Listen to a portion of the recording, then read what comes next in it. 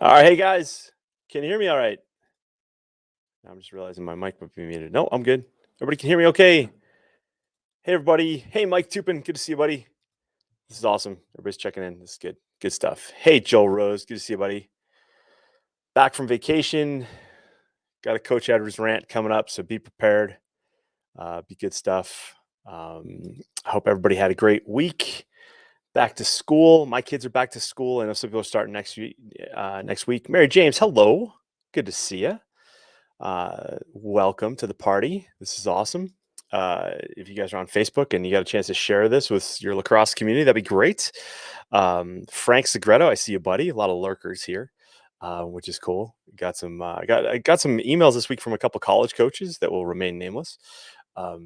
The season's starting. The gear's coming in. Like if you guys are watching Instagram, you see all like everybody's, all the teams are posting their swag, and I'm sure your kids are placing orders right away, right? The Maryland gear looked pretty good this year. So so as always, um, but as always, it's good. So I had a good week off. I was in British Columbia. Went out to drove west to Radium, BC, and we missed a lot of the forest fires out there. When we head down to Kimberley, British Columbia, and then we headed down to Fernie, and I did a whitewater rafting trip. Did some zip lining. That was kind of cool too. So yeah, it's really good. So it was good to kind of take that week with my kids and have some time and my wife.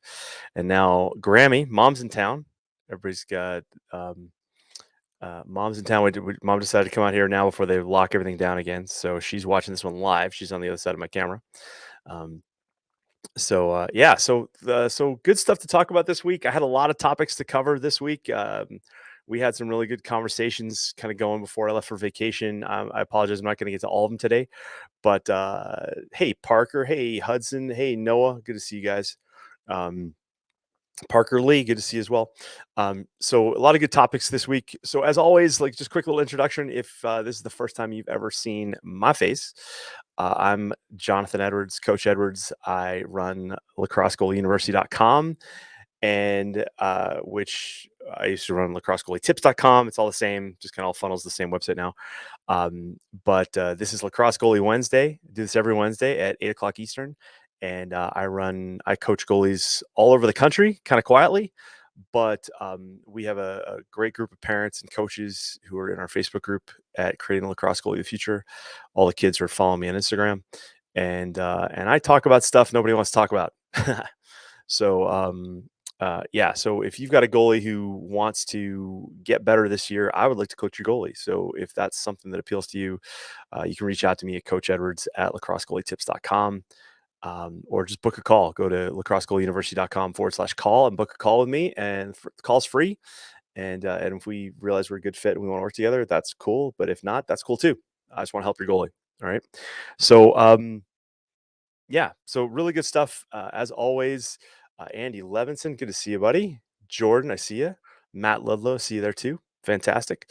Yeah, so we've got some good stuff to talk about today. So we'll start with the what U.S. lacrosse got wrong, in my opinion, on the shin guard rule for the girls. Okay, and so I wanted to just avoid this because a lot of you guys know my take on this already, and so I don't want to spend too much time on it. But I do want to kind of reiterate some concepts that a lot of people I think are forgetting. Okay, so I basically wore out one of our parents in our Facebook group because I was trying to have a bit of a conversation because I wanted to walk people through this discussion.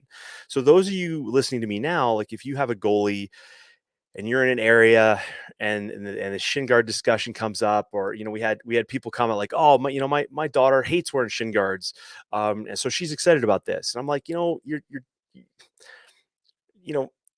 your daughter probably wears like short shorts too, and that to me, I've got a Facebook, I've got a graphic I'm going to put up on Instagram and Facebook that basically says like, I can tell how serious you are about being a really good goalie by the length of your shorts.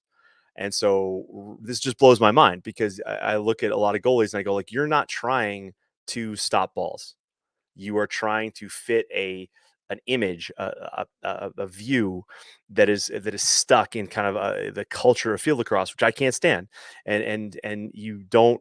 And I'm probably the most vocal about this that I know, because everybody else is kind of rehashing the same stuff, and they'll say like, "Oh, it's okay. Like, if they want to wear, whatever you wear what you're comfortable with." I'm like, no, that's not the statement to be said here. The statement is like, if your goalie wants to be a really good lacrosse goalie, and you agree that it takes like thousands of repetitions to be world class at something, then you take your goalie out today and you say, all right, today and you agree with me that uh that you agree with me that um the the the ball at some point comes from too fast, from too close to get your stick on it, that you have to get some other part of your body on it, whatever that is. Left elbow, right testicle, left ovary, kneecap, shin guard, foot, whatever. Okay, great. Then we're going to train that save. Like, if we want to be world class at this position, we've got to train that save. And so what I told his dad was like, your daughter is not going to be as good as she could be. And I said, all I need is a half hour and a bucket of balls, and I'll prove it to you. Which he took, and this is kind of funny because I'm like the exact opposite of this. He took it as like, what, are you just going to beat up my daughter and beat her out of the game? And that's funny because this dad doesn't know me and my take on this. All right. So I'm actually the opposite of that. What I want, so I believe that with progression, everything is possible. And what a lot of coaches do, which I don't believe is coaching, and I'll talk about this a lot tonight in our other topics, is this idea that if a coach's attitude towards your goalie is that they need to survive, that's not coaching, right? We all know that there's some kids, yes, that are just not cut out to be a goalie, just like they're not cut out to be like a football player, or they don't like to head balls in soccer or whatever. But the point is that if a coach just says like, well, too bad for you, that's not coaching. Because I believe coaching is about taking an athlete wherever at whatever level of lacrosse they play, no matter what their training age is, no matter what their psychological age is, or their biological age, or their chronological age, if they like this game and they want to get better, our responsibility as a coach and anybody around that is to help get them, one, to keep them in, and two, to keep them going. Right? That's the deal. Okay, that's the deal. Joel Rose, yes, lax chicks as opposed to lax bros. Yeah, I think that's where we're going here. Um, that's a good one though. That's a very good comment. Um, but the idea here is that this whole U.S. lacrosse thing, this saying that women's goalie, like high school goalies, don't have to wear shin guards, they're going backwards, and they're doing nothing to further the development of the game, in my opinion. So everybody thinks I'm really biased on this, and I don't believe that I am. Even though I'm talking about lacrosse goalies, this position that I have on this, I believe, is valid. And the position is this: when goalies are better, shooters get better. When shooters get better, teams get better. When teams get better, programs get better. And when programs get better, the whole sport gets better, right? When you take out the goalie, so let's say a program has 10 goalies, okay? And you have this culture of no gear, okay? No gear. And so now what ends up happening? Well, people go like, "Oh, I don't have to wear the gear. I'm not going to wear it." No other sport has this problem. Soccer doesn't have this problem. Ice hockey doesn't have this problem. Field hockey doesn't have this problem. Handball doesn't have this problem. Water polo doesn't have this problem. The idea is that in lacrosse, because we keep we keep allowing um, kids to basically look like midfielders in the cage, then what that opens us up to is like, let's say a program has 10 goalies and only 5 of them are able to get good enough in the sport to continue. Well, you've lost 50% of your goalies, right? And that to me sucks a large portion of the life out of your program. Whereas if you had 10 kids, regardless of ability, at least they're all happy and they want to be there. Then guess what's going to happen? You're going to have more kids in the position. Why? Because they're just going to feel good about themselves. They're going to feel safe. They're going to feel positive. And because now another comment we had in the group this week was like, "Oh, just give them a break. Kids just will take equipment and scale it down." to whatever size they can get away with. And that's to me is like that's the opposite of where I'm going with this. The rule in lacrosse, okay, and just to a big shout out to Ben Stone down in Australia who reminded me of this a couple weeks ago, is that in field lacrosse, in the women's game specifically, girls don't have to wear gloves. Okay? That's a rule. And so when people say like, "Oh, wearing shin guards makes me slow," well, then why is everyone wearing a glove now? What like why are the girls wearing gloves now? And I always ask that to the girls that I coach. I'm like, okay, well, just for a fun little conversation, how come you're wearing gloves? Okay, oh well, because they protect my hands. How come you're not wearing shin guards? Oh, they make me slow. And usually I follow up with that. You know how stupid that just sounded, right? Because the bottom line here is equipment is a tool, and I know a lot of you guys have heard me say that. I'm just going to say it again. Equipment is a tool, and it's a tool that helps us make more saves, but it's a tool that allows your goalie to be world class. Just like, we just got off watching the Olympics here, and athletes like gymnasts, they jump into foam pits, right? They don't jump on a concrete floors. No one says, "Hey, suck it up, sister. You got to jump on a hard concrete." BMX riders, right? BMX riders do tricks and jump on padded ramps, land on padded ramps. Sometimes those ramps are inflatable, so they're easy to transport. Okay.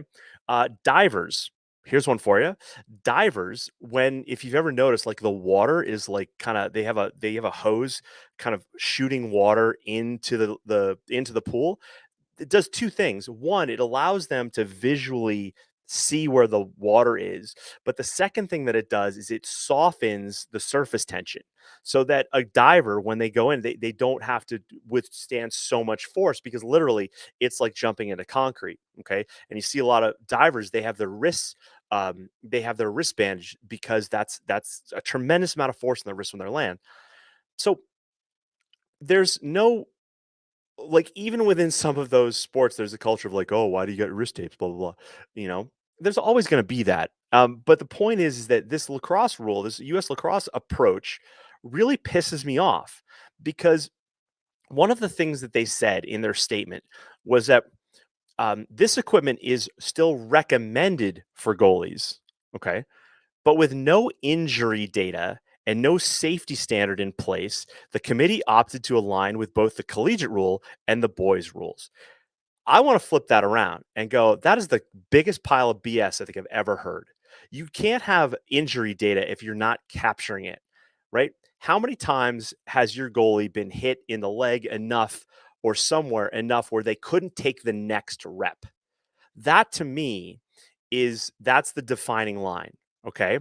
That's the defining line is if your goalie makes a save, okay, and we all agree that in games balls don't feel as painful as they do in practice. I call it pain with a purpose, but the idea is that when an athlete in any sport is injured enough to miss the next rep, we've failed them as a coach, in my opinion. Okay. Now, granted, we can't protect everything. Like I was interviewed by the New York Times when we had an athlete die in the sport of luge at the Vancouver Olympics. For those of you guys who remember that, I was right there. And I told the New York Times, I'm like, we can't wrap our athletes in cotton balls and say, "Hey, isn't this great?" No, we wouldn't watch it. We wouldn't be interested in that. We want part of that. We want that danger, right? Um, there's a portion of the population that when Simone Biles talked about having the twisties at the Olympics, people were like, "Hey, I wonder what that would look like seeing her land on her head." Right? That's there. As cruel as that is, that there's a portion of people who are there. That's why we watch sport. That's why we do this. We want the risk. And as goalies, some of us, are like addicted to that risk, and I get it. But the for all of you that have goalies and Jason Edwards, I see you checking in right now. And Jason, I'm reading your post actually off our group right now. The idea is like, he joked about his daughter saying the "I told you so." This is not about an "I told you so." This is all about U.S. lacrosse lacking the balls with a capital B. All right, to basically do the right thing. Okay. Now the interesting thing that's happened the last couple of weeks and is U.S. Lacrosse hired a guy named Jason Viscovi. He's actually from New Jersey. I met him when he was working as sports science guy for Tennis Canada, and I was doing the strength and conditioning portion for a tennis camp out here in Alberta, and he was the sports science guy for Tennis Canada. And I'd be curious to get in touch with him and go, "Yo, this needs to change because this is a problem." I really believe that this is like concussions in football. That U.S. Lacrosse is just passing off again the responsibility that we need an athlete to go like, "Oh yeah, I've got vein issues because I've been hitting the legs too much," right? But seriously, it's like if your goalie's wearing like short shorts and no shin guards, and they're not using their feet or their legs or their knees to make saves, they're not going to be the best goalie they can be, and they're just going to perpetuate this. I mean, lacrosse goalies are getting worse, not better. Like as the game has progressed, and this is a fact. Like this is just a solid fact that as the game of lacrosse has gotten faster, and in the last 5 years, it's gotten ridiculously fast on the girls' side, goalies have not caught up. Okay. Goalies have not caught up. And when you look at, what's that? What's this now on my screen? Why does this always happen? Um, hmm. Sorry, guys. I'm losing my train of thought because my face is now gone. What's going on here? Hello? Hello? Hopefully that'll go away. That's so weird. Why does that happen? Um, Sorry, now I'm all distracted. I was lost my train of thought. Um, Anywho, all right, I'll just capture that and get rid of that. That's weird. Why is that doing that? Let me go back to this. Hang tight, everybody. Where did my face go? Yeah, you're gonna look fine on Instagram. It's just coming up on my StreamYard thing here. Let's try this for a second. Come back. Nope. All right. Well, maybe I'll move over here and maybe you guys can see me now. Over here. All right. I don't know why that's on there. That's pissing me off. But anyway, I just want to finish this thought. What I want from all the parents listening to me right now, okay, is you've got to look at this as your athletes, okay? Your athlete needs to be protected, okay? Not just to be safe like your kid's soft or something like that. Basically, your your athlete, I want you to think bigger for your goalie. I want you to think like, hey, my goalie is going to change this game. Okay, that's my slogan. Changing the game one goalie at a time. Okay, that's the deal. All right, changing the game one goalie at a time. And so this starts with your goalie in your backyard because I believe that goalies are made in the backyard. I'm still trying to move to get out of this thing. This is so weird. This pissed me off. All right.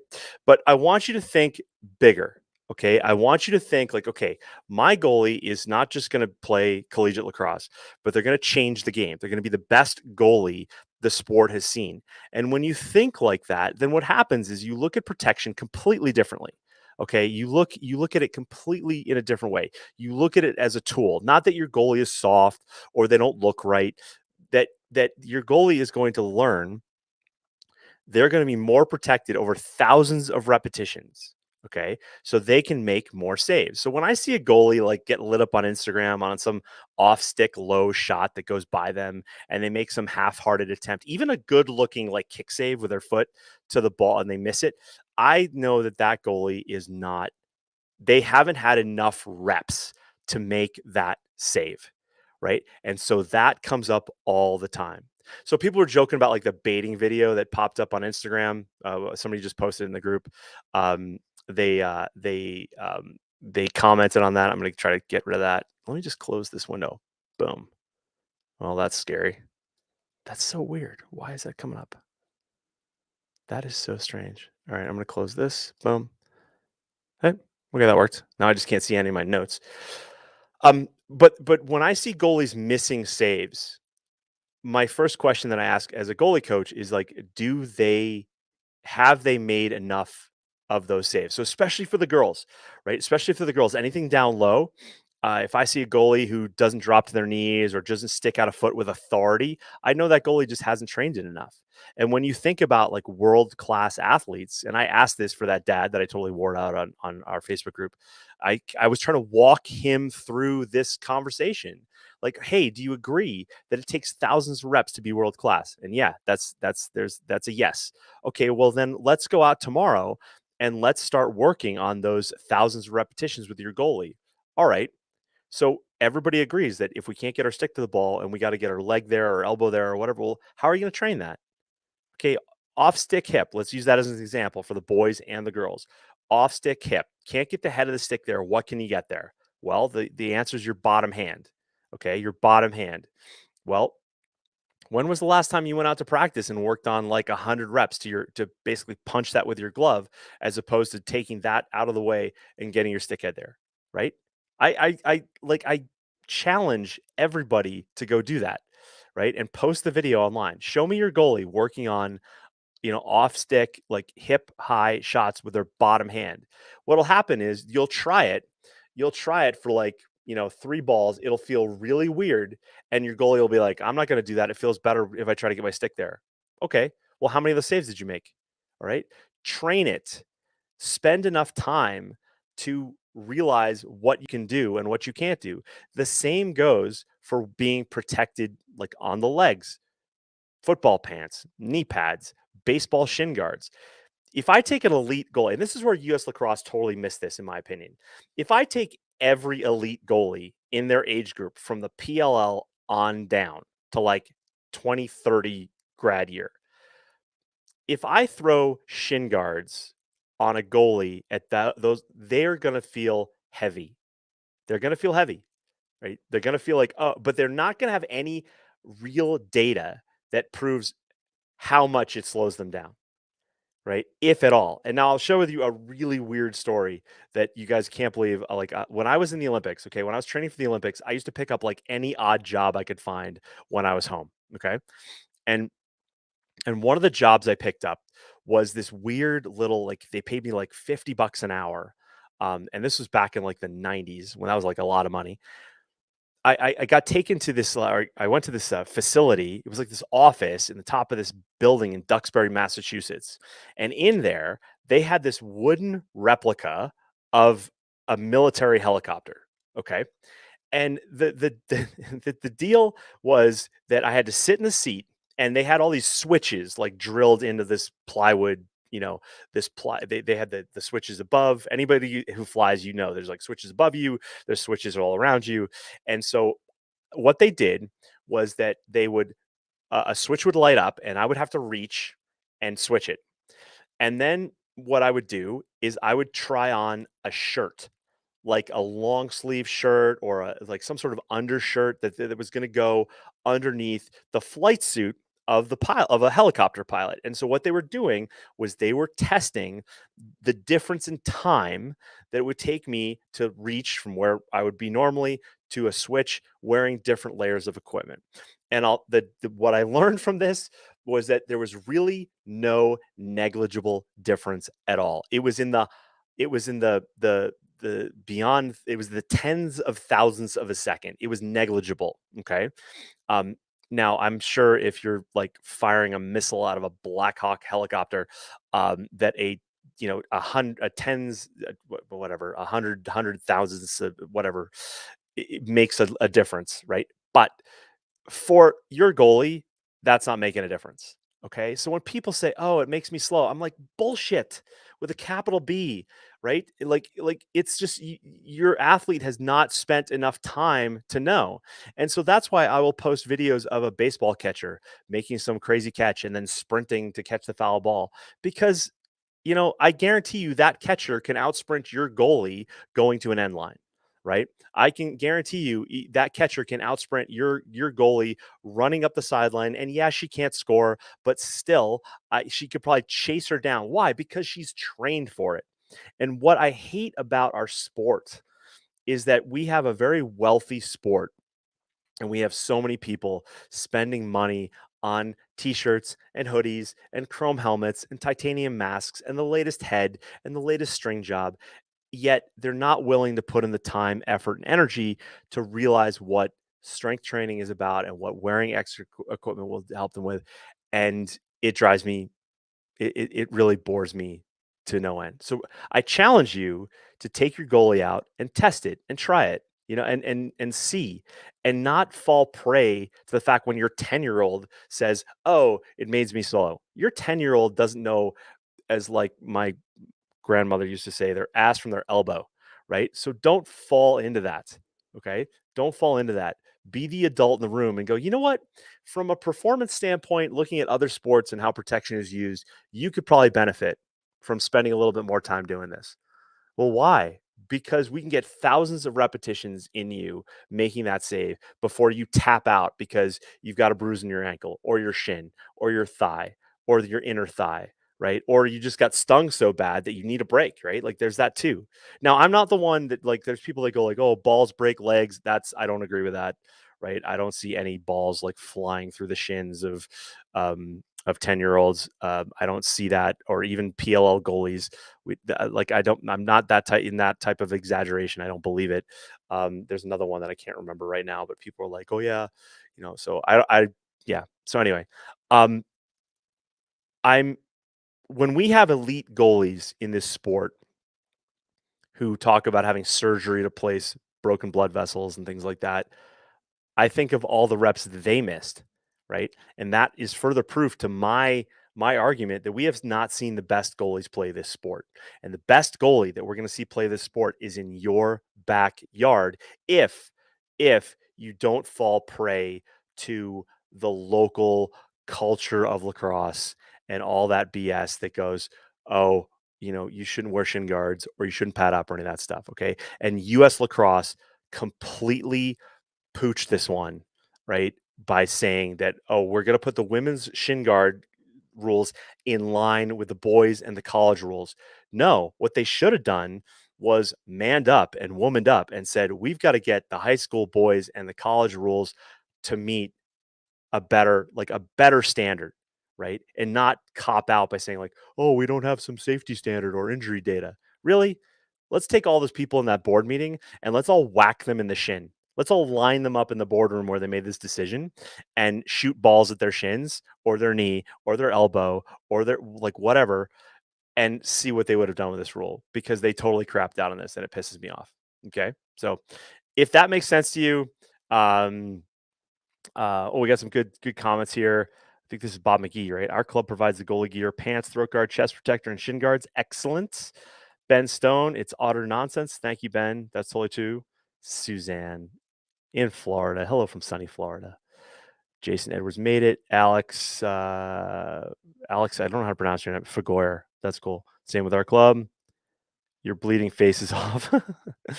Well, okay. So I think that would have been a fun board meeting if we had done that and just got them all lined up because it just drives me nuts. Okay. So I'm going to talk about this a little bit more on the other topics tonight, but just remember, like everything's possible with progression. And and what I mean by that is I had a strength coach that taught me this years ago. He goes, if I take a 10-pound plate and I place it on your foot, not a problem. If I take a 10-pound plate and I drop it on your foot, we have a problem. And that's what happens to a lot of lacrosse goalies is they get in the game. They like this position. They like the sport. They're in the cage. They're like enjoying, they're out there with their buddies. And then some lord and lady douchebag says, oh, you don't need shin guards to make you slow. And they get hurt and they don't want to play again.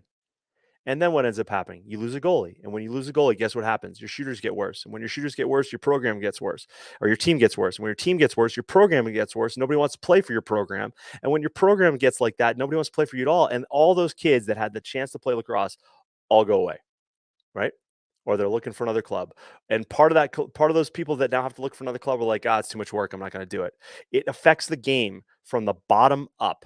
Okay. And these decisions from the top down are ruining a sport because people think like, oh, well, it's the fastest growing sport in the United States. I'm like, no, it's not. It's soccer. All right. It's soccer. Why soccer? Because it's cheaper, right? And it's easier to play. And we have more immigrants than ever that want to play a sport. Soccer's their thing. Okay. Joel Rose, too many kids have brought up in Loxborough land and Lax Chicks land, let's add that, and don't know what they don't know, which means ultimately my kid will eat their weak ass lunch. um, yes, and that is true. Is this Bob McGee? Is that you? All that needs to happen, sadly, is for one goalie to lose a limb due to a compartment syndrome injury and because of ignorance. Yeah. Bob, who was that? I can't see, unfortunately, because I had to close my page because it was coming up on my page. But unfortunately, yeah, that's the like I don't wish ill will on anybody, but that's what's gonna have to happen. And but also, that's the most extreme example. But to me, the other example is the micro stuff that eats away at a kid, all the way into this goes into high school and college, guys. This isn't just like your 10-year-old lacrosse goalie problem. This is a problem that goes all the way through. And like, last season, I was in contact with three sets of parents who had Division 1 women's goalies who basically crapped out of and I crapped is like basically they opted out of playing because they're like, I don't need this. One dealt with concussions, the other one just dealt with getting beat up in practice. And Yeah, now that happens in other sports too. It happens in hockey, it happens in lacrosse. Everybody's tolerance it goes is it's very subjective, but it just doesn't have to happen in my book. With good coaching, it doesn't happen. Um, um, all right. So yeah. Okay. Um, no, I will, but truth. Okay. I'm not sure who that is. Anyway, sorry guys, I can't get my other page up. All right, so if that made sense to you, do me a favor, hit the like button, hit the hearts. When this comes out on YouTube and Facebook and all that stuff, and and the podcast episode, do me a favor and share it with someone who needs to hear it. Because the only way this is going to change is when all the parents who listen to me finally go, enough is enough. And like for all the people for those of you here who have programs and you're running programs, um, just make it a rule.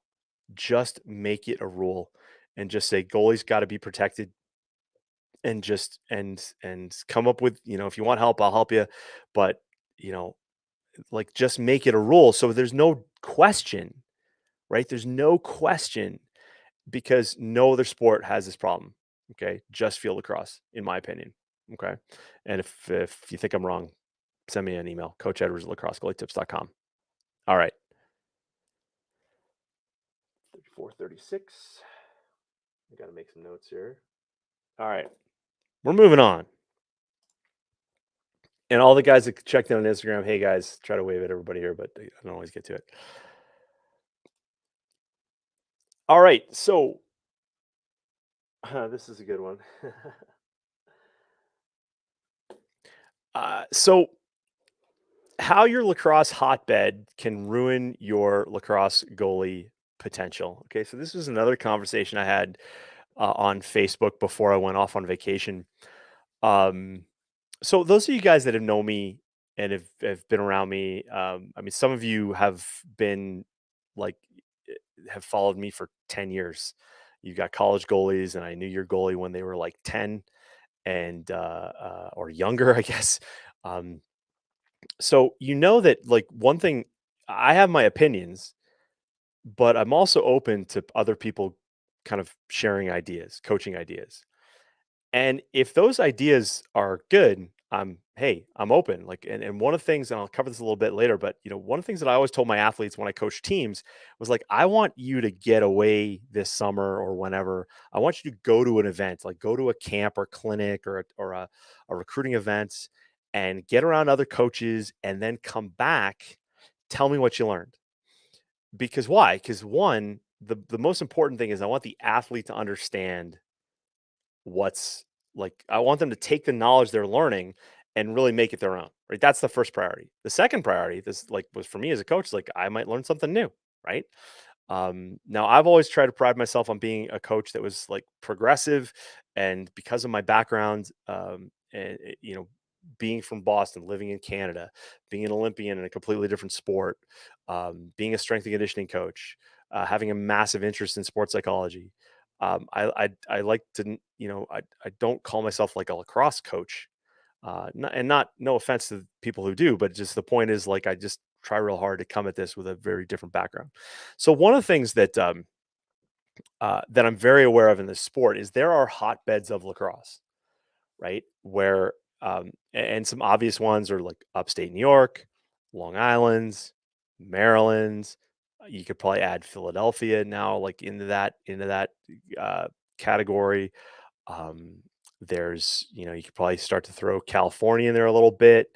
Um, But the idea is that that's where the sport has really started. Now you could use like, in hockey, for example, you would say like Canada's a hotbed, but like Hungary is not, right? Um, and what's really interesting, what happens is that when coaches kind of break away from those hotbeds and they go elsewhere, they usually have an opportunity to start fresh, like and to bring maybe new ideas and to bring to be exposed to other sports, and then bring those ideas to their sport. And so I made a comment in our Facebook group about how the coaching in a certain one of these hotbeds um, is kind of dyed in the wool, right? And it's which means kind of it's hard to change, right? Like when you get dye in a fabric, it's really hard to change that color. Like once it's there, especially if it dries, right? If you ever get spaghetti sauce on your shirt, what does your mom tell you? It's like get in the wash quick before it dries, right? Same thing. Um, so in terms of lacrosse knowledge and the sports of lacrosse goalie coaching knowledge, one of the things that really bothers me is that in some of these hotbeds, like there's coaches, like I know this for a fact. And this is hits home because I worked with a goalie this year in one of these hotbeds where they have coaches that think goalies shouldn't wear chest protectors because it slows them down. I'm like, really? You know, um, and then they think that the girls like wearing gloves slows them down too. Like, I mean, it's like, come on, guys. Like it's time to like turn on the internet, like read a book, figure it out. But so there was a dad in the group, and I'm not going to name the dad at this point, okay? Um, but he basically took what I said and translated as I didn't believe that anybody in that part of the country knew what they were talking about. That's not true either. Like really offends me. Like as not just as a coach, but as a person. It's like if you followed me enough to know I'm not that. I believe, and actually, I'm one of the first people to when people start saying like always or all the time or everybody, when they start using those. I actually wrote at athletespecific.com. I've got a report on like negative thoughts. And when you start to use that always terminology, like red flags go up in my head. Like that's just wrong. So so no, I don't believe everybody in that area doesn't know anything about the sport of lacrosse. Like really? Like just click away. You're offending me and you're obviously not going to get anything of what I have to say, so click away. Right? But I've been doing this for long enough where I I see, all the Instagram coaches and the people popping up online over the last 5-10 years, and I go, yeah, they're just regurgitating crap, like just the same old stuff, not very progressive thinking, things along those lines. And so in hotbeds, you're going to get that. Okay. So for those of you listening to me now, like a lot of you are coaches, a lot of you are parents with young up and coming goalies. Some of you have goalies who are about to get into college. Some of you are in college.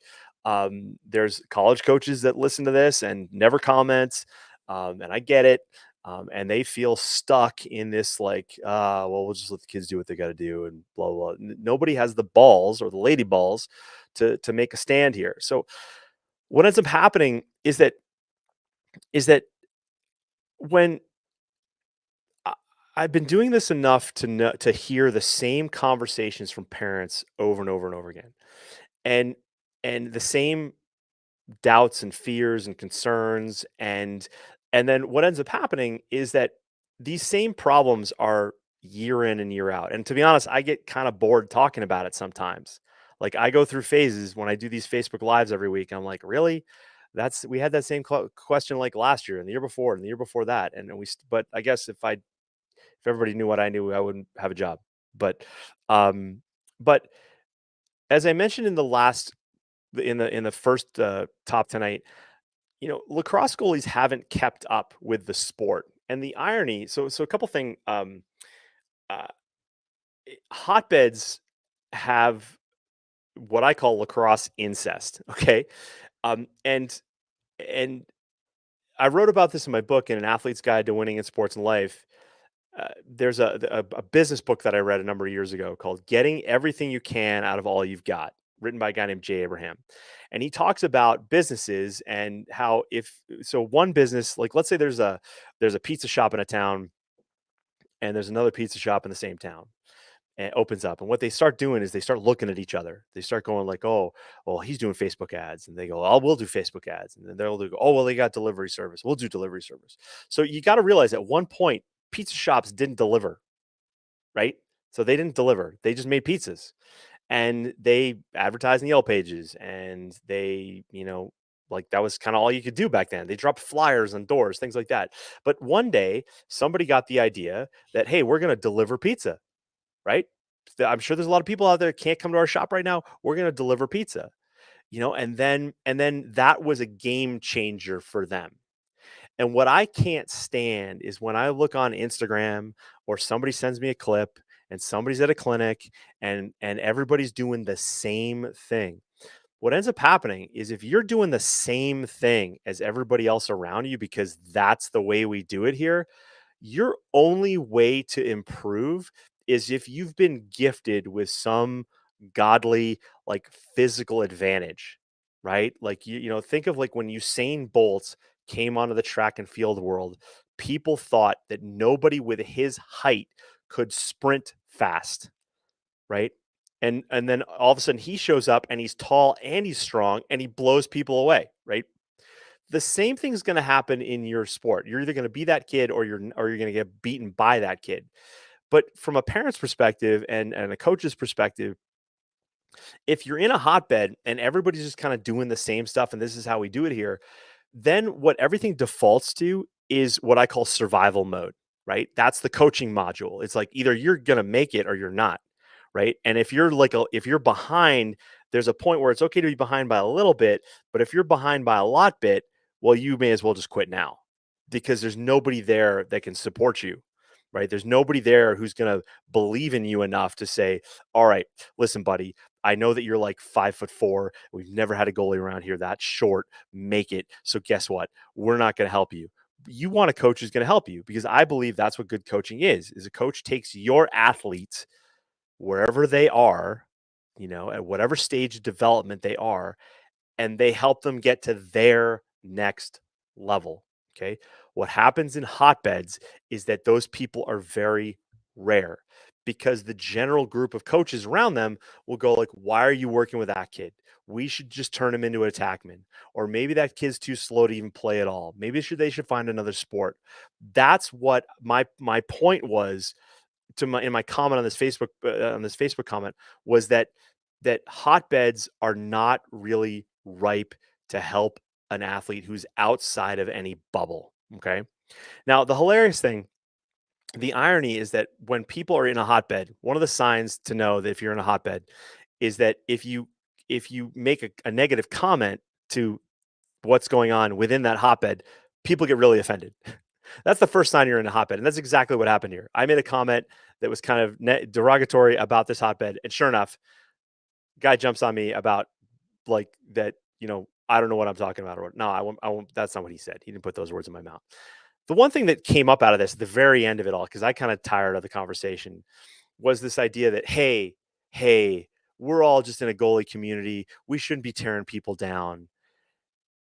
And I go, no, like you don't understand my position here because I'm looking at this and going, um, we can do better as a sport for the lacrosse goalie position. Okay.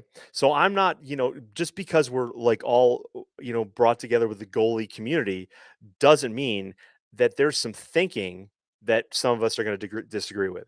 Now, some people out there disagree with what I have to say. That's cool. I get it. And I'm glad to debate those people when they come forward. A lot of them don't really last very long. Okay. Because they default back to that, all right, well, shin guards make you slow. Well, shin guards also like eliminate a kid from even playing if they're fearful of the ball, right? And then again, that can happen at any age, right? So what I always find really funny is that the people that are in those hotbeds get really defensive about the thinking. Now, the one thing that I didn't cover, like I didn't touch on in the Facebook in the conversation, but I then went out and I did some research. One of the comments was that this gentleman said that from their hotbed, the best goalies in the sport have come from this area. And okay, I'm like, okay, so I don't like to compare generation to generation. I don't think that's cool. But the irony is that if you do a search, just a little bit of research, you realize that's not true at the collegiate level. And this gentleman also said that at the NLL level, that was the case. And you do a little research there and you realize that's not true either. And so what's interesting is that in in hotbeds, okay, in hotbeds, what ends up happening is people get an inflated view of their abilities, right? And it's usually because there's just so many of them. And for lacrosse, like in hotbeds, there's lots of goalies, right? There's lots of goalies. Teams have, they have three goalies trying out for a team that's going to take two, and they're trying to figure out like, what do we do with that third one? And that's okay. Like that's okay. Like your goal if your goal is that third one, they've got to decide like, all right, I want to do this. I want to get better at this. I'm gonna figure it out. I may not make a team this year, but I'm gonna work real hard so I make that team next year. That's good. Like that's healthy. But the idea is that in a lot of hotbeds, that the idea is like, hey, we got so many kids, man. We must be doing great. Well, that's where, and again, I wrote about this in my book, this idea that sometimes the best athlete you're training to play against is not there. All right. So let me explain that. So as a goalie, I'm a big believer that the best team for you to be on is not the best team where you are. Right. I want my goalie, like I'm dealing with a goalie right now who they did not take my advice last year. This goalie has played on nothing but really good teams, and his development's kind of stalled.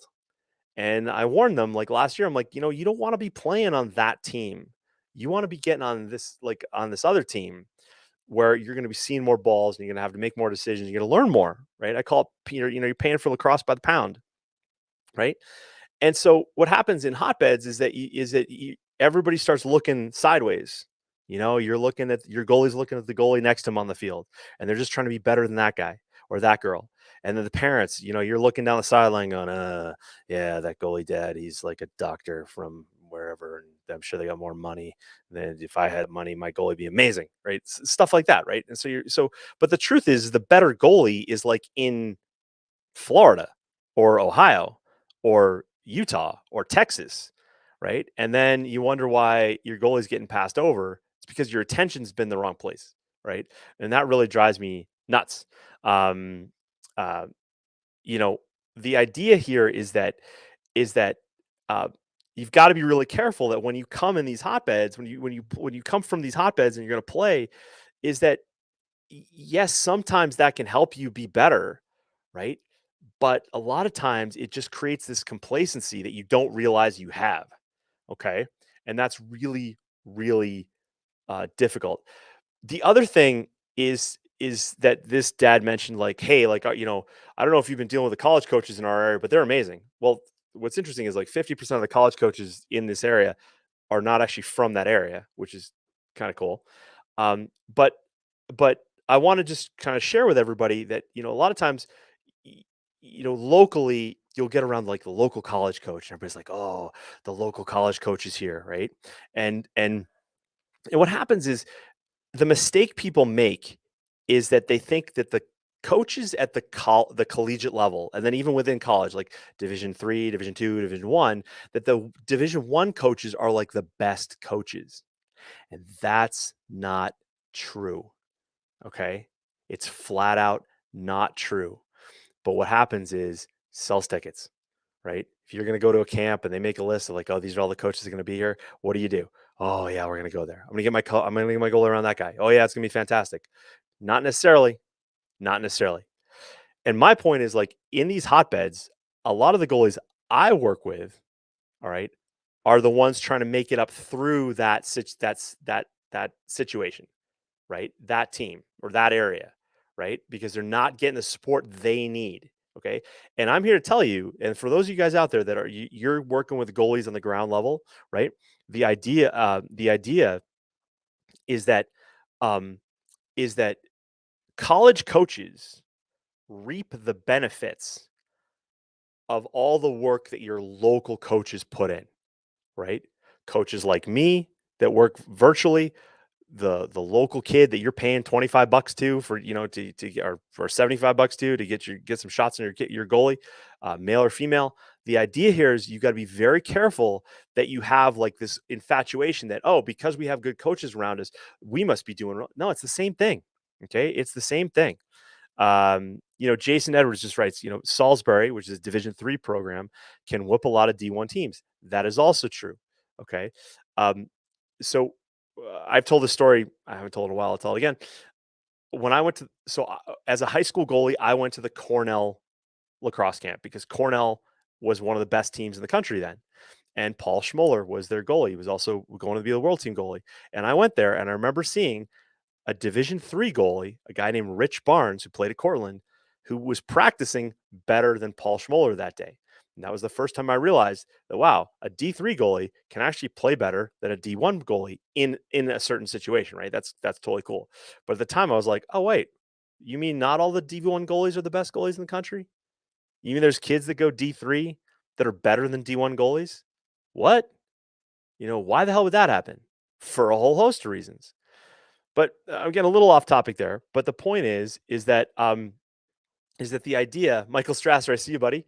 Um, the idea here is that wherever you play, okay, wherever you're from, I believe of all the positions on a lacrosse field, a goalie has the best opportunity to make their athletic dreams come true in this sport.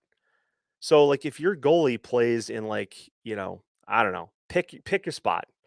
It doesn't matter where you are, right?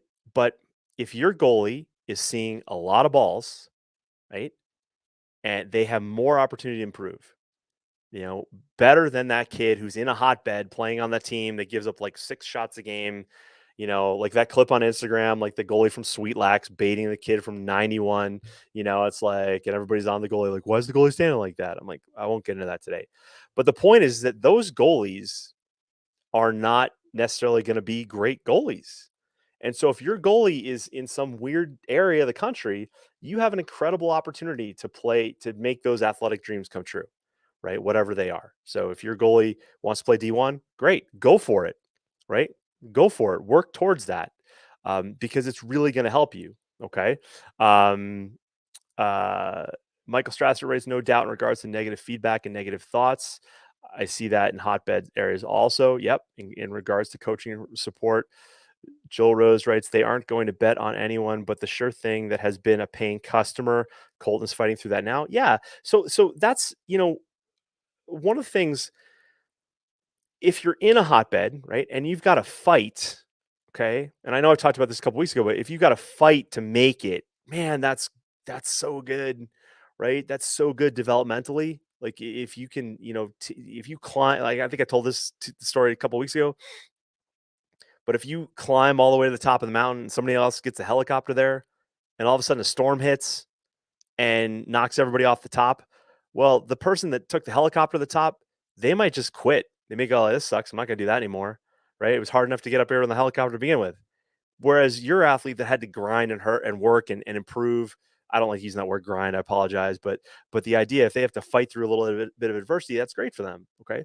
Same thing true if you're, in the middle of like some weird town in the middle of nowhere. Yeah, you can make that work too. So I just I just want you to realize that first of all, if you're in a hotbed, don't get offended. Okay, one, but two, like just realize that you may be becoming what I call cream of the crap. Now that word crap will totally offend all the hotbed people, but the idea is that you can be the top of the bottom of the barrel. What the general rule is this: your goalie has to work to be the best goalie on their team, has to be the best goalie in their club, best goalie in their town or their region. And then you go for the region, and then you go East Coast, West Coast, whatever. You've just got to keep challenging yourself to know, yeah, you know what? I am the best goalie in my age group. And maybe you jump up an age group, right? Um, all those things come into play. You have to be challenging yourself like that as a family, as a goalie, as a family, as a program, and then know that you may run into very set in your ways styles and ideas about technique and performance, things like that. I got a question that I'll cover next week. The questions about like stance and technique and how much does that really improve your game. And I'll break that down a little bit about well, like what to work on, what not to work on, where the improvements can come, where they can't. The problem is in a lot of hotbeds is that a lot of people don't think, they don't question, they just see what the other goalie's doing. I'm going to do what that guy's doing. Oh, that kid went to college. I'm going to do what I'm going to play just like that. No, no, no, no. Stop. Stop the insanity. Susan Powders, where is she now? She's probably Botoxed on some beach somewhere. Okay. So listen, I never mean to be offensive to anybody in any area. Okay. But I am going to call out bad coaching. And then what I'm going to bring up is I'm going to encourage a discussion about coaching because it's better for you as a parent, you as a coach, your goalie, right? And then if you can out debate me on a topic and you can bring the data, right? I started out by talking about like we're in a very wealthy sport that has no money. Okay. We don't have pro leagues. We don't have good big TV contracts. There's not a lot of research. That's why it's not trickling down. That's why we have to, you need, like someone like me piecing together other sports to go like, okay, this is reality, right? And let's improve the game because goalies, statistically, lacrosse goalies have not kept up with the rest of the sport. Okay, and the best pro goalies don't come from the U.S. Right? They're all Canadian, right? Box lacrosse, sorry, not field, but we even have some Canadians creeping up there, right? And I believe the smartest goalie playing professional lacrosse, field lacrosse right now is Adam Gittleman. I'll say that all day, every day. Okay. Right. And so it's really important. So anyway, um, listen, if that made sense to you, do me a favor, leave a like. If you're watching this, the replay later, hit the like, leave a comment. Um, uh, that helps the algorithm and all this stuff. It's really the juice that keeps us going. All right. And then yeah, if yeah, if, yeah, I don't know where else to go with that, but it's all good. A lot of people on Instagram. Thank you. All right. All right. So let's talk about 50. We're going to start here at 60 flat. I'm going late. Thanks for everybody sticking with me. Well, we get the numbers are growing here. This is kind of cool. All right. So we're moving on to this topic. All right. So got a question from a mom. And unfortunately, I did not write down her name. Sorry. Where the hell is her name? Let's see if I can pull it up. Can I pull it up? Let me see. This is a great question. It was, what is the best way to make lacrosse practice as painless as possible for lacrosse goalies? Okay. So now a lot of you probably hear that and you're going to check out on me, and I get it. But the idea here is that this isn't the this isn't a properly worded question, but I know where she's going. Okay. So one of the things that let me see if I can just pull up this name here. Kathleen Jolene. That's like two first names in one. It's like a bonus. So Kathleen, if you're out there listening to me, um, great question, poorly worded. Okay. Uh, so what is important to understand is that same coach that taught me about progression years ago, that if I put a 10-pound plate on your foot, no problem. If I drop a 10-pound plate on your foot, problem. The idea is progression. So everything's possible with progression, but if something can't hurt you, it can't help you. Okay. So let me just say that again. If something can't hurt you, it can't help you. So you can apply this to, um, fine, I'll say it, vaccines. You can say it to vitamins, minerals, supplements, um, running a distance, um, lifting weights. The idea is that if it can't hurt you, it can't help you. And the bottom line is that there's no adaptive response from the body. Okay, that's the deal. Okay, so when it comes to lacrosse goalies in particular,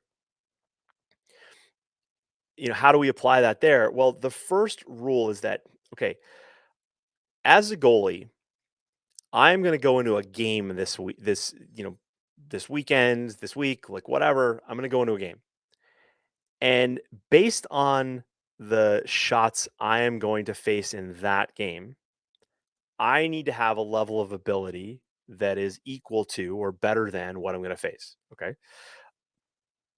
So when your goalie goes out this week, next game, okay, or next game day, I call it game day because it could be a practice, could be a tryout. It's just basically something they need to perform to get the chance to play at the next level. The idea here is that your goalie comes out to play to compete, and of the shots they face, some are going to be easy, some are going to be just right, and some are going to be too hard. That's going to make up their save percentage. Okay, so the balls that went by them were obviously too difficult for your goalie at this time. Some of the shots that they save will be a challenge. Okay, but within some of those shots that they save, those balls will be too easy. They will not be challenging enough. Okay. And this is what a lot of people miss is that, I see people post in our group or I see people post on Instagram, hey, our goalie won this weekend. They beat the other team 16 nothing. Yeah, great job, guys. And I read that and I'm like, nope. Not at all.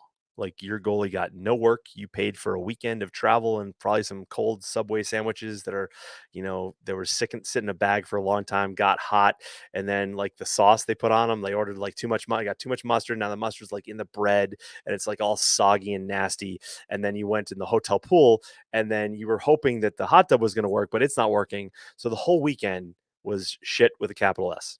Okay, and your goalie got nothing out of that. What I love to see is, hey, our goalie went. We went this weekend and we went 2 for 2, and that's probably a better day. It's probably a better weekend. What I love seeing sometimes is, oh man, tough weekend for our goalie. Team went 0 for 4, got outscored 46-2, and I'm thinking that's a good day because of all the work that your goalie got. They got a lot of shots that were too difficult. They got a lot, or maybe they got a lot of shots that were just too difficult and they missed them, right? They didn't get blown by like, the team had some kid with a forged birth certificate, right, and a beard, and she was a hard shooter, right? Did you guys catch the joke there? I hope you guys got the joke. But the idea is that you're looking for, you're seeking out challenge. Now, challenge doesn't have to be painful, but it has the potential to be painful. And this is where, unfortunately, pain is subjective, right? Pain is subjective. Now, if you are a hyper, like sensitive mom and your baby's out there and you don't understand that, your level of sensitivity is probably off the charts and not appropriate for your goalie. Okay. So we got to be honest there. Like I was doing a goalie audit for a goalie the other day. I was talking to the mom. I'm like, yo, I love you. I appreciate the business, but your level of sensitivity to your goalie in the cage is not going to work very well. Okay. You should probably watch something else. Don't feel bad if you're not at their game. And I said that. I'm like, because that they're just going to skew their goalie's, ability to improve. Okay. Um, so your goalie needs to be not seeking out pain, but seeking out challenge. Now, how within shots that are a challenge, there's going to be shots that it's like the Goldilocks theory, man. Like, some are going to be a little too challenging. And so we would love it if the balls that are too challenging go by your goalie, but sometimes they're going to hit your goalie. But that's what we're there for. Okay. We are trying to make saves. We're trying to be challenging. We're trying to be like I call this, sports is all about being disagreeable. You shot that ball. I disagree with that ball. With your shot, and I'm gonna save that shot. That's what sports is being disagreeable. And your goalie is trying to be the most disagreeable kid on the field, right? Oh, you shot that behind the back. I disagree with that shot technique, and I will make that save. That's what your goalie is doing, right? But sometimes it's like, oh, I disagree with that cannon from 6 yards to my off stick my off stick low, and I will disagree with that by putting out my left foot and ankle and the fleshy spot on my calf, right? That really hurts, right? So the idea is you're seeking out challenge, you're not seeking pain, but the idea is like, can you withstand the pain if you get it, right? If your goalie gets it, right? Because the challenge there is if your goal. So I was doing a goalie audit the other day, and my goalie went to a tryout, and in the tryout there was a kid there who shot faster than he had ever seen shots before, right? And he shared the story about having a ball go between his legs, and he could feel the wind off the ball as it passed between his legs, right? Now, granted, when you feel the wind, the ball's already by you, so that's a goal, right? But my question there to that goalie was, all right, well, listen, did you feel, did that now make you feel afraid? Because now if we get the what I call the cloud of fear popping up, your goalie is going to delay moving in front of the ball, and that's not helpful. Okay. So so what I tell my goalies is that it's up to you, all right, first to be protected enough so that you can withstand that challenge. Now, the interesting thing in that example I just gave you is that that ball whizzed by him but didn't hit him, but now caused a little bit of fear, a little bit of second guessing, in the next shot. Well, that now makes the next shot, it could be the same shot, but it actually makes the same shot more challenging because the goalie now has a little bit of fear that, oh, if that ball like tags me, oh, right? In the nuts? Like, come on, right? Now, the goalie has already lost the next challenge, even though the ball hasn't even been shot. Does that make sense? Right? Does that make sense when I say that to you guys? Because we're trying to avoid your goalie being in a situation where they now have fear. Okay. So your goalie needs to come protected to the level of whatever they're going to face. Now, and I've said this before, every coach isn't going to be able to modify practice. They're not going to be able to track every ball. It's up to your goalie to be ready to withstand the good shots, the challenging shots, and the rogue shot, right? With a degree. We're not going to wrap your kid in cotton balls, right? We're not going to pat him up like, the marshmallow man. Like we're not trying to do that. That's never my take, right? People think that that's my take. That's not my take, right? That will slow down your goalie. Let's not be stupid. All right. But the idea is like, okay, it's kind of like my attitude toward working out nowadays. Like I want to go and work out and be comfortably sore enough that I want to go back another day, and not so sore that I never want to go again. Right? People can relate? How many adults can relate to that? It's like, oh, New Year's resolution, let's go. Yeah, and you hit the gym, and then you're like, oh my God, I'm so sore. I can't even think. Right? Right? That's not good. Right? We don't want that. Okay. So the idea here is that we want your goalie to be able to go to practice, be challenged, withstand what the challenges that are coming at them, but also be able to seek out more challenging stuff so that when they go to their next game day, whatever they face on that game day is not totally out of the blue, right? Is not totally out of the blue. Now, sometimes you're going to go to a game day and you'll know strategically that it's going to be a challenge. That's totally cool. But like if it's a tryout for a club team, right? Your goalie wants to have an understanding of everything that's coming at him. Okay, really important. Right? Um, so the first adjustment is that your goalie needs to be protected. Okay, and like I've said before, in no other sport do we have this problem as much as we do in field lacrosse. Okay. Um, the second thing is that the practice your goalies are going to needs to be specific to what that goalie is going to face on game day. Right. I can't begin to tell you how often I have goalies at all levels where practice does not mimic what they face on game day.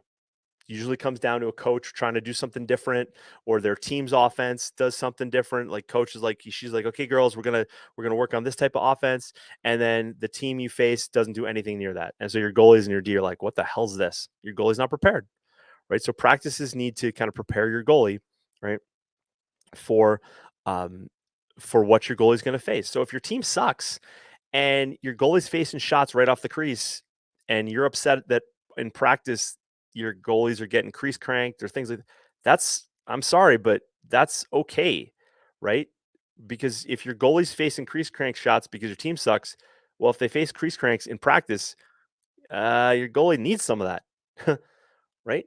So if we're going to prepare our team and our players to succeed, so having a coach shoot on them from far out, that's not going to help your goalie, right? That's important. Okay. So so what can what can be done? So sometimes I do have parents who are with a program and the program has no clue how to work with their goalies, right? They're just overwhelmed with coaching lacrosse and they just can't get to their goalies or they don't know better. So sometimes a parent can talk to a coach and go, "Hey, I listened to this bald guy on TV with his gray beard, and he says that maybe we could adjust like the shots or we could use tennis balls." Um, you know, Holden Katoni, who's from my hometown here in Calgary, Alberta, um, played for Johns Hopkins. He's now one of the best guys in the NLL. He told me at Hopkins they run 4-on-3 drills with tennis balls. So what's your excuse with your like U12, U14 club program? Huh? Um, And the other thing a coach can do in practice is obviously regulate distance. Okay, they can move, shoot, they can put lines down, they can use field marking paint, they can throw a stick or a cone or somebody's t-shirt or some dude who got injured and they're on the sideline, throw their glove out of their cleat. I've seen that. Where was I? I was in Colorado. I was in Denver, and the other team they were running drills before our game, and they had a kid who had basically blown up his ankle in the game prior, and he was sitting there on the sidelines with his foot in ice and his cleat was down and the coach is looking for something to mark the field with and he goes over and he grabs this kid's cleat like, all right, not only are you injured but you don't even need clothes anymore, we're just going to take that from you. All right, so um yeah, it was good. So but the idea here is progression. Okay, that's the overall concept here is progression and understanding that painless is not the goal, right? We're not going to seek pain but we're going to seek challenge. And so how can we protect the goalie to do that? Okay. Um, so just to recap this concept, okay, you can't seek painless. Right. So moms, this is usually a mom thing. Okay. Moms, you can't seek painless for your goalie. It's not going to happen. Right. If you are the overly sensitive mom on the sideline and your inner voice, your inner fear becomes your outside voice, you're not offending anybody by not being at that practice. Your kid will not be disappointed that you're not in the stands if you go shopping at the mall or go do the groceries, right? While they're at practice. Like just you're better off, okay? Because you're probably skewing your goalie's understanding of pain. Okay. Um, but again, this is not a green light to beat up your goalies either for coaches out there. Okay. Um, you know, it's on your goalie to be padded up enough to withstand working on what they need to work on. This occurred to me the other day. In yoga, right? Any of you guys yoga or girls or guys yoga, right? There's thin yoga mats, and then there's thick yoga mats, right? We all know those people who like can kneel on a concrete floor with their bare knee, and they're like, yeah, whatever. But then others of us were like, oh, ow, ow. The idea, I'm sure in yoga that like one guru said to the other guru, "Why are you so soft and weak? Why are you on the thick mat? Why aren't you on the?" And I'm sure somebody's guru is like, does yoga on rocks and calls bullshit to the other guru that can't do yoga on rocks. Like, right? Like, come on. Let's be real here, okay? But I want you to seek out coaches and coaching who understand progression and they know that they could take your goalie wherever they're at in their development and improve them. Okay. So we got a comment here. Agree 100%. Practice needs to prepare for game situation, but yet on the other hand, goalies do not be the punching bags in practice either. Yes, I think I've covered that. Right. That's not an excuse for coach to just go, hey, you know, Karen, you just gotta suck it up, right? No, that's not what we're saying here, right? That's not what we're saying here, right? But it does. One of the things that everybody's got to understand for all the parents that are listening right now, and all the goalies out there, from a coaching perspective, if a coaching staff is undermanned or womaned, um, it takes a lot to manage a practice, especially in lacrosse, right? So sometimes they just don't have that bandwidth. And that's where it's up to your goalie to be protected and not be an idiot and say, well, like, "Oh, I'm not going to wear pads because I don't want to look uncool," because they're just not going to want to go to practice. So we got to understand that too, right? We got to understand that too. But this is why, a lot of when I do goalie audits and I'm seeing video every week of goalies in practice and in games, I can give feedback there and say, hey, listen, yeah, that's a little bit much from that coach, but I can understand why they're doing what they're doing. And so you got to be prepared for that lack of bandwidth, right? If they lack that coaching bandwidth, your goalie has to come protected, right? And I challenge all of you with goalies, overprotect your goalies for a practice or two or nine or whatever. Overprotect them, you know. Go find Walter Siegel in our group posted this great um, picture of like a baseball umpires. I didn't even know this existed. Baseball umpire catching gear, like it protected their shoulders, their upper arm. I was like, that's amazing. Throw them in like football pads, right? And a chest protector, and then a hockey goalie, but like just overprotect them and throw them in the cage, and see what happens. And your goalie will go like, oh wow, yeah, I can make that save.